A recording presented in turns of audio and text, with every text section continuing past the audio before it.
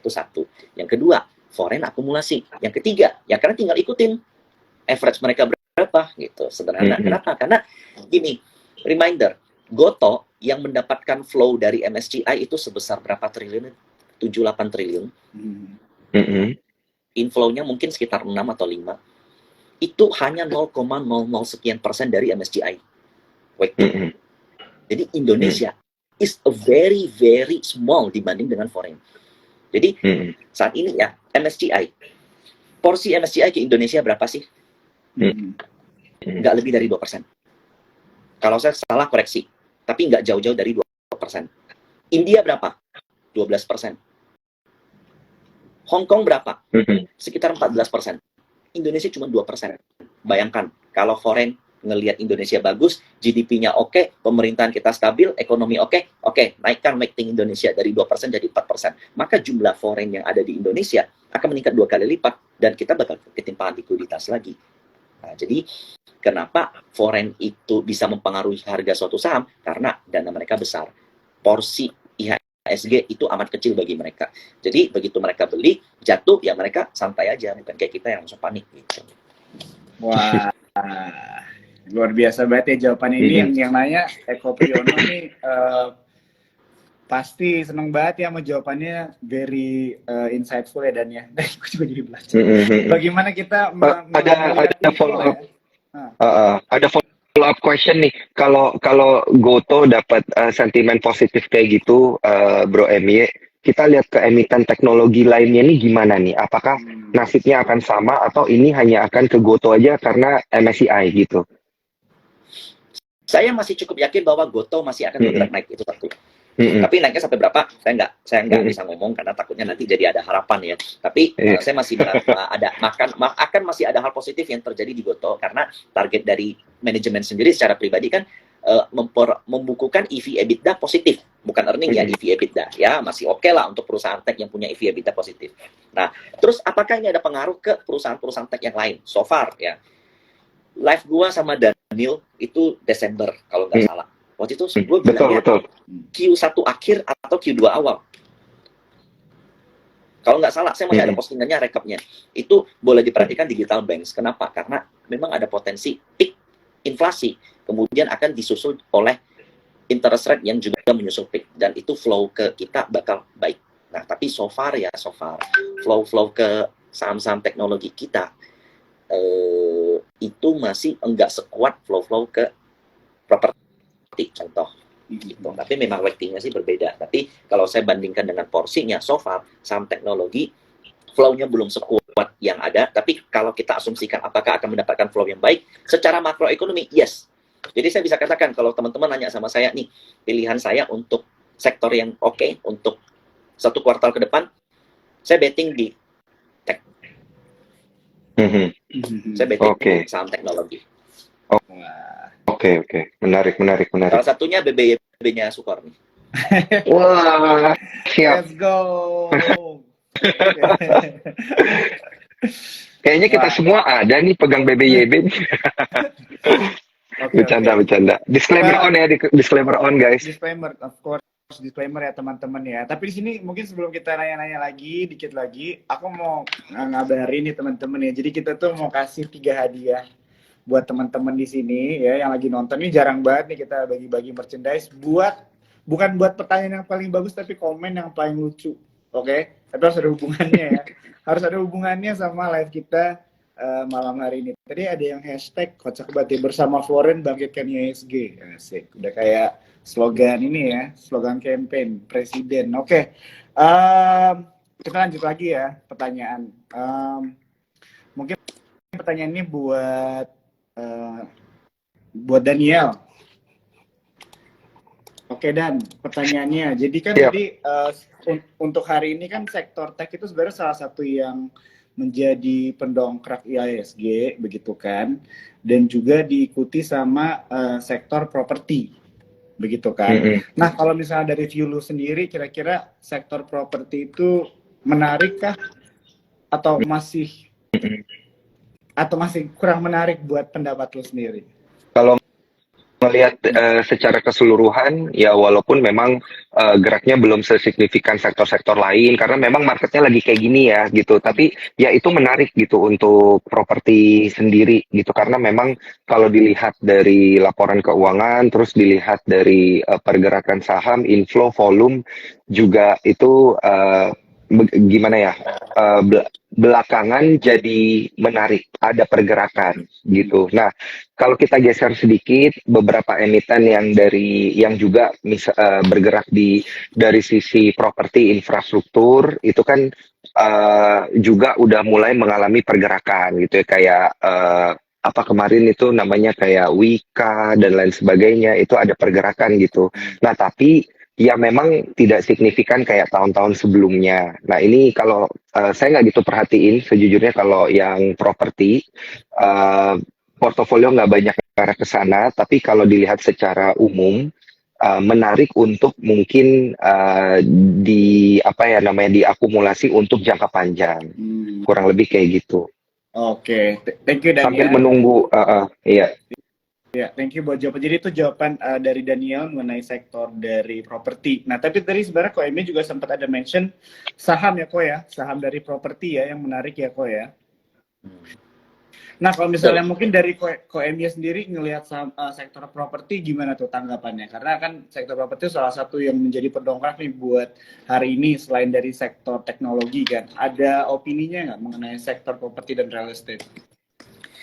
Sayangnya ya, hampir semua saham properti saat ini posisinya berada di resisten. Sayangnya itu. Dan saya melihat kalau untuk saat ini katalis untuk market untuk di break dalam waktu dekat tidak. Jadi mungkin 1 bulan ke depan properti bakal sideways atau condong turun, itu satu. Yang kedua, anaknya properti kalau sekarang mungkin dipisah, saya lupa. Tapi kalau dulu tuh sama, properti itu di bawahnya ada industrial land. Industrial land itu indikatornya apa? Foreign direct investment dong. Yeah. Jadi begitu foreign aktif, begitu foreign memutuskan investasi ke Indonesia, maka lahan-lahan industri yang ada itu pasti bakal mendapatkan sales lah dari foreign. Nah itu, jadi kalau kita lihat konsep ke depan, apalagi dengan kemarin dengan adanya G20, lalu kemudian dengan kemungkinan adanya nanti kan kita masuk tahun politik nih, tahun pemerintahan baru. Nah kalau saya pemerintahan baru punya blueprint itu untuk memancing investor masuk ke Indonesia, apalagi kita lihat posisi-posisi di Amerika lagi jelek nih, bad news di sana tuh good news untuk kita. Contoh di Singapura harga properti itu naiknya gila-gilaan, lebih mahal dari rentalnya di US bahkan di New York. Untuk ngebeli properti di Singapura itu luar biasa mahalnya. Nah, apakah investor di sana jadi berminat untuk beli properti di tempat kita? Nah, di situ yang menjadi perhatian. Jadi, apakah saya bullish di properti? Yes. Tapi dalam teknikal, dalam jangka waktu dekat, tidak. Oke. Jadi, it's a matter of time lah ya, kalau MBA ya. Kalau ya, misalnya kita ngomong matter of time. Kalau untuk tahun ini, ya masih interest rate play lah. Karena interest rate jangankan turun. Sekedar ini kan masih baru sekedar puncak, nanti melandai dulu baru turun gitu. Nah ini udah ada ancang-ancang gitu. Jadi sebenarnya kalau I saw that ini this is just the beginning atau in the middle lah. Oke. Thank you banget kok jawabannya ya. Wah ini Pepus ini tadi aku udah baca ada pertanyaan tapi banyak banget yang ini kira hampir 1000 loh. Tadi kayaknya udah kena 1000 nih ya nonton banyak banget. Oke. Ada yang nanya ini buat Ko MY tentang sektor otomotif kok. Tanggapannya gimana nih kira-kira? Good. Jadi sektor otomotif salah satu yang mendapat apresiasi ya. Kita lihat Astra membagikan dividen jumbo dari tahun lalu. Kemudian setelah bagi dividen harganya masih naik. Bahkan saat ini masih berusaha menembus level higher high. Kemudian anaknya Astra, Auto. Kemudian Bird. Lalu DRMA, nah itu semuanya I'm bullish on that. So far saat ini memang kalau ditanya mahal nggak, secara teknikal mahal, jujur. Karena secara teknikal mahal. Karena kalau kalian boleh track back kenaikannya udah rata-rata more than 30%, bahkan DRMA bigger.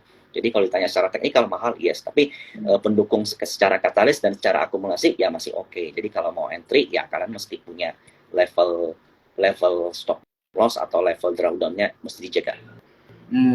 Oke. Thank you ya Ko ya buat jawabannya. Untuk pertanyaan selanjutnya mungkin aku lempar ke Daniel nih bro. Secara general aja ya, secara opinion. Lu kalau misalnya ada yang nanya nih saham rumah sakit gitu ya, atau mungkin bikin secara industri aja rumah sakit itu menarik nggak menurut lo gitu? Karena dari sini dibilang dari sisi laba sepertinya meningkat terus.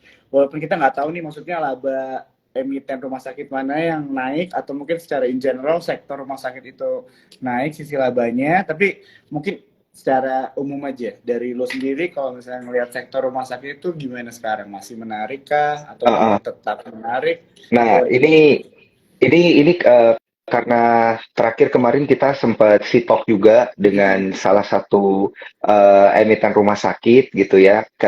Terus waktu itu gue tanyain apakah karena kita itu ibaratnya udah tidak COVID lagi, udah bukan tahun pandemi, maka pendapatan emiten rumah sakit akan menurun. Mereka bilang enggak, justru gara-gara tahun pandemi dan setelah tahun pandemi ketergantungan masyarakat sama kesehatan itu jadi makin gede gitu. Dia jawabnya kayak gitu, sehingga memang pendapatan mereka itu enggak menurun, malah karena ada ketergantungan, udah terbiasa untuk check up dan lain sebagainya, berobat dan lain sebagainya, itu pendapatan mereka jadi gimana ya, bisa terjaga gitu, kurang lebih seperti itu sih. Nah, kalau dilihat secara industri sendiri, ini dari beberapa data yang gue lihat juga, katanya memang di tahun 2023 katanya ada demand permintaan terkait dengan obat-obatan dan perawatan yang meningkat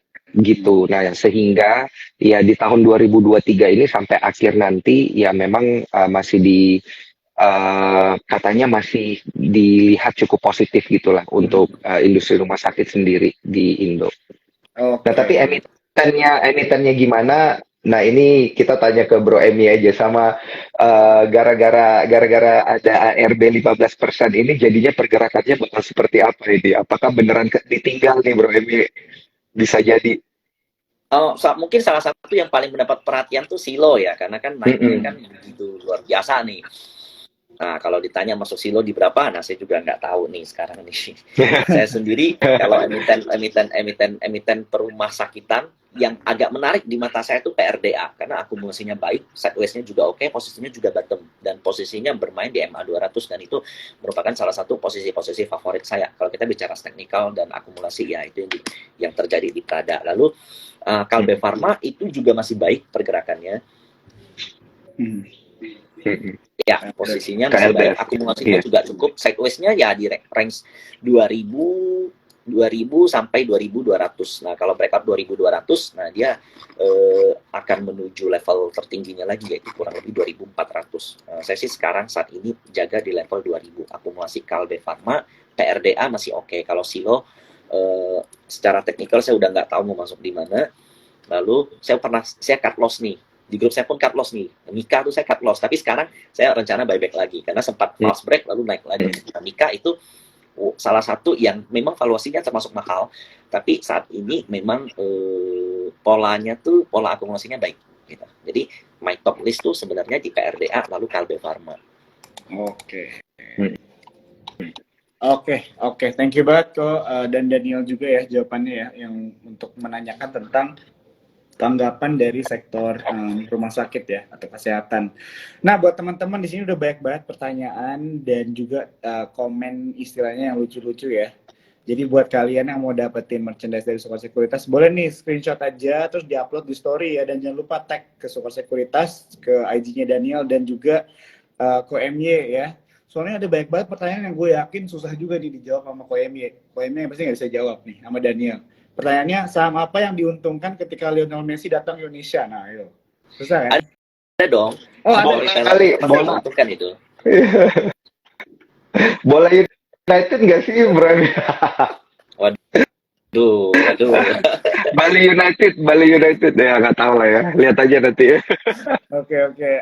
Mungkin satu pertanyaan lagi ya, karena kita udah mau selesai. Teman-teman, aku ingetin disclaimer ya, ini nggak ada problem nih. Oke, mungkin satu lagi pertanyaan Sido nih bro. Bro, untuk OMY kali ya. Kalau ngeliat Sido gimana nih? Soalnya tadi ada yang ngeliat OMY kayaknya dari tadi pakai inhaler, lagi nggak enak badan, disuruh minum Nggak ada kolak hubungan sama anjir. Sido itu. Nggak Hubungannya ada ke hubungan Sido sebenarnya. tiba-tiba kan. Jadi mungkin kita lihat aja dulu teknikalnya sekalian kan. Iya nggak? Iya. Sido ini memasuki masa downtrend ya. Iya. Karena dia dari 900 udah 700 itu termasuk downtrend. Tapi saya melihat nih ya, saya coba tarik Fibonacci nih. Bukan sih, lucu banget tuh komen. Ya, Okay. selama Sido masih berada di level 700 itu masih baik. Jadi ya 750, 700 itu masih oke lah. Udah cukup murah sebenarnya. Secara teknikal udah cukup murah. Kalau dia mampu reversal, ya itu baik. Oke. I think udah itu ya dijawab ya buat Sido, buat teman-teman yang ingin menanyakan tentang Sido muncul.